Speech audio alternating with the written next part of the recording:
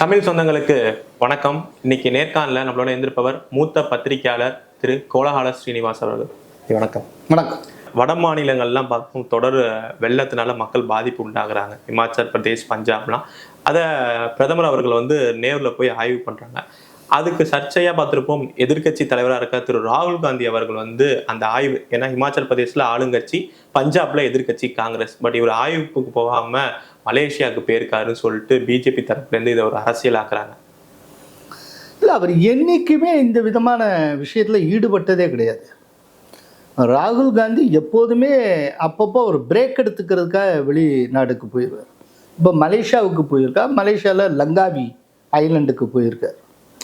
Langkawi ஐலண்டுங்கிறது Mahathir Mohammed prime minister இருந்தப்போ அவர்கள் உருவாக்கிய செயற்கை தீவு.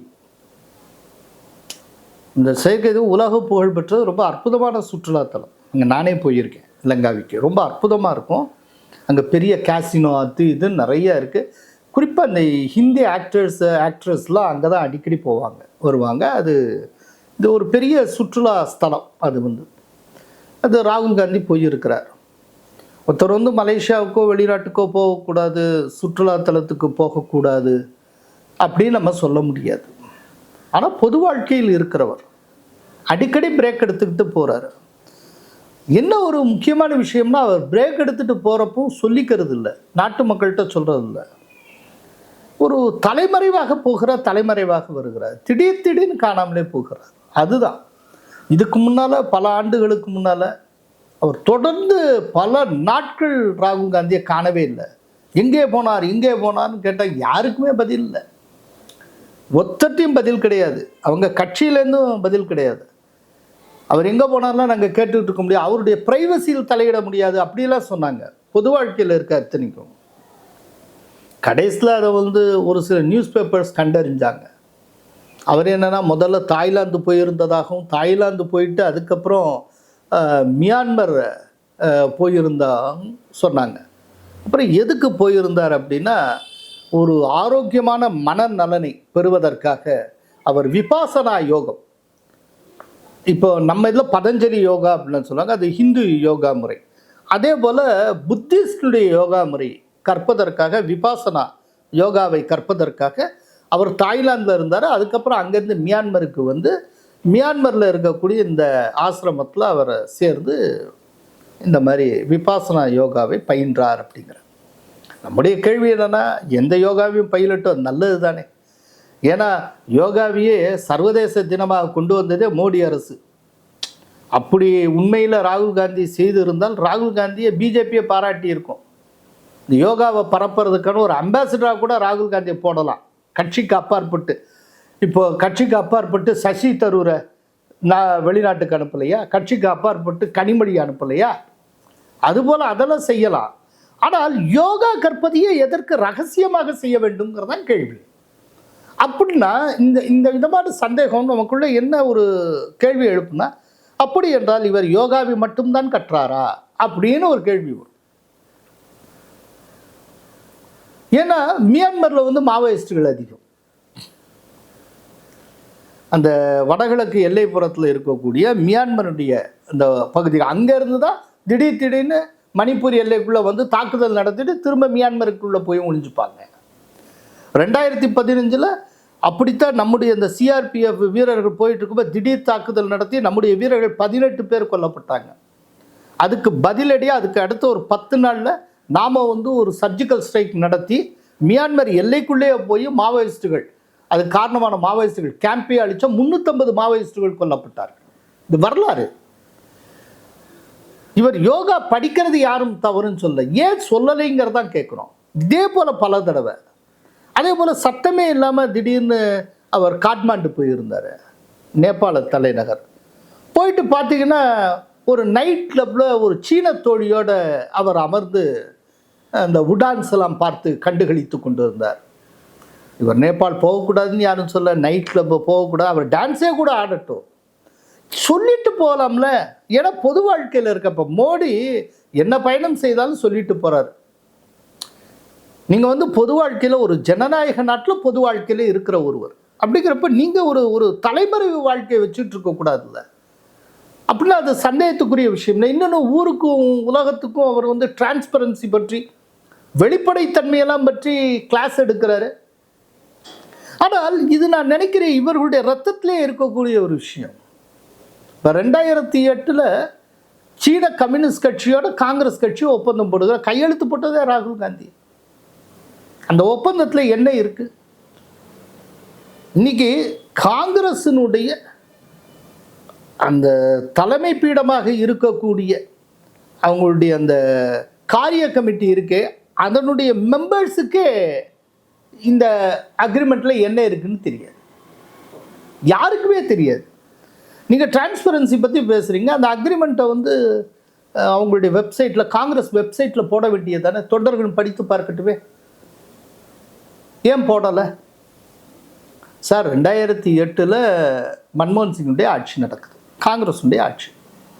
இப்போ நாட்டு மக்களின் நலனுக்காகத்தான் அந்த அக்ரிமெண்ட் போட்டிங்க அப்படின்னா 2 நாடுகளுக்கு இடையிலான அக்ரிமெண்ட்டாக போட்டிருக்கலாம், 2 அரசுகளுக்கு இடையிலான அக்ரிமெண்ட்டாக போட்டிருக்கலாம். ஏன் 2 கட்சிகளுக்கு இடையிலான அக்ரிமெண்ட்டாக போட்டாங்க?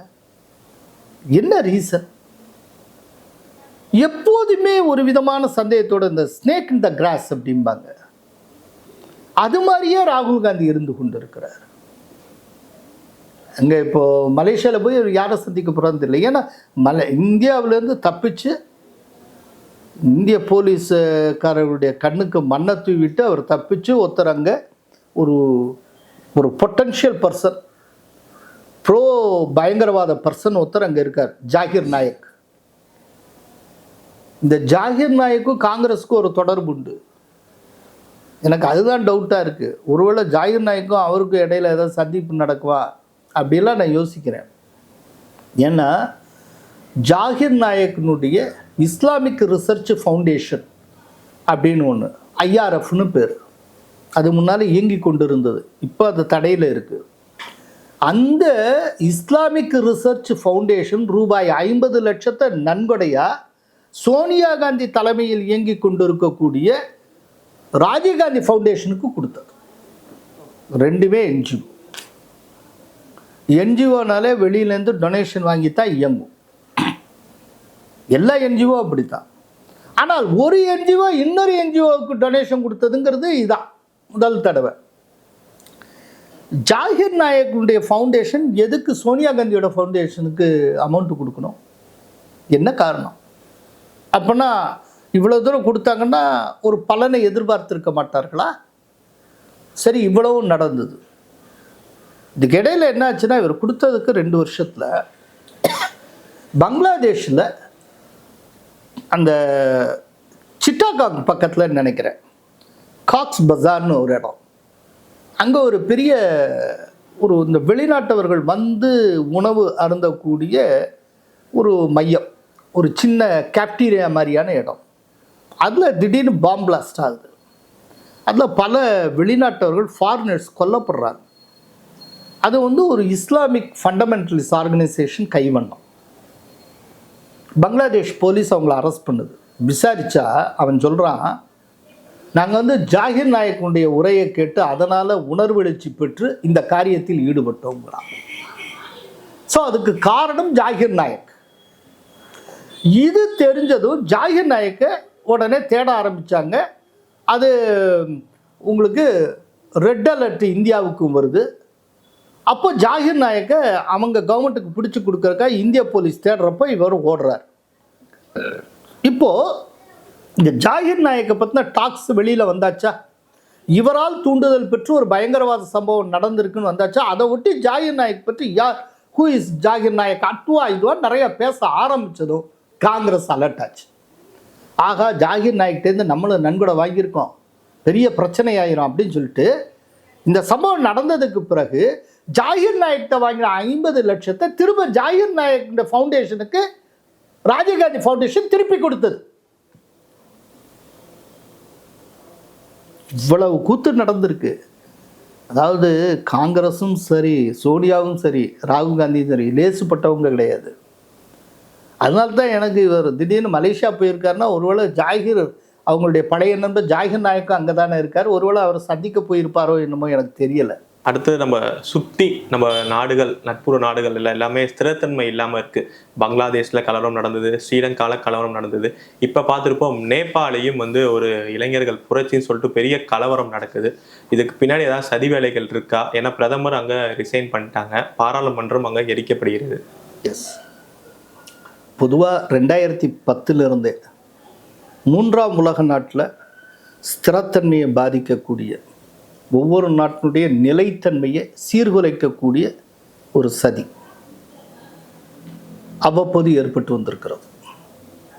இந்த சதி நடந்து சக்ஸஸ்ஃபுல்லாக முடிகிற அதே காலகட்டமும் சோஷியல் மீடியா கொஞ்சம் கொஞ்சமாக வளர்ந்து கொண்டு இருக்க காலகட்டமும் மேட்ச் ஆகுது. ரைட்டா? இப்போ நீங்கள் குரோனாலாஜிக்கலாக பார்த்தீங்கன்னா 2020 குடியுரிமை திருத்த சட்டத்துக்கு எதிராக சிறுபான்மையினரில் ஒரு பிரிவினர் நடத்திய தேசம் முழுக்க நடத்தும் போராட்டம். அதுலேயும் உங்களுக்கு டெல்லியில் ஒரு பாலத்தை எத்தனை மாதக்கணக்காக ஆக்கிரமிப்பு பண்ணியிருந்தாங்க, என்னென்னன்றதை எல்லாம் தெரியும். 2021 விவசாயிகள் போராட்டம் என்கிற பெயரில் ஹரியானா, பஞ்சாப் பண்ணை முதலாளிகள் நடத்திய போராட்டம். அப்போ வந்து டொனால்ட் ட்ரம்ப் அகமதாபாத்துக்கு வந்ததுப்போ செங்கோட்டையை அவங்க எப்படி முற்றுகையிட்டாங்க, என்னென்ன நடந்தது, நம்ம பாரத தேசிய கொடியை அகற்றிட்டு அவங்களுடைய காலிஸ்தான் கொடியை என்னென்ன நடந்தது எல்லாம் தெரியும். ஸோ இன்றைக்கு ஒரு தலைவலி தொலைந்தது. ரொம்ப கொச்சையாக சொல்கிறேன்னா சனியன் தொலைந்தது. இதுதான். அதனால இந்த பங்களாதேஷ் போராட்டத்தை இதையே நீங்கள் ஈக்குவலாக பார்க்க முடியாது. பங்களாதேஷ் போராட்டத்தின் மூலமாக நாம் இந்திய ஆதரவு பிரதமரை இழந்தோம். நேபாள் போராட்டத்தின் மூலமாக இந்திய எதிர்ப்பு பிரதமர் வீட்டுக்கு போயிருக்கிறார். அதனால் இதை வந்து நான் வரவேற்கிறேன். பட் அடுத்து வரக்கூடிய பிரதமர் யாருங்கிறதையும் பார்க்கணும். பட் எனக்கு தெரிய நேபாள் தலைவர்கள் யாருமே சர்மா ஒலி அளவுக்கு இந்திய எதிர்ப்பாளர்கள் கிடையாது. அடுத்து யார் வந்தாலுமே இதுக்கு அது பெட்டர், அப்படித்தான் இருக்கும்.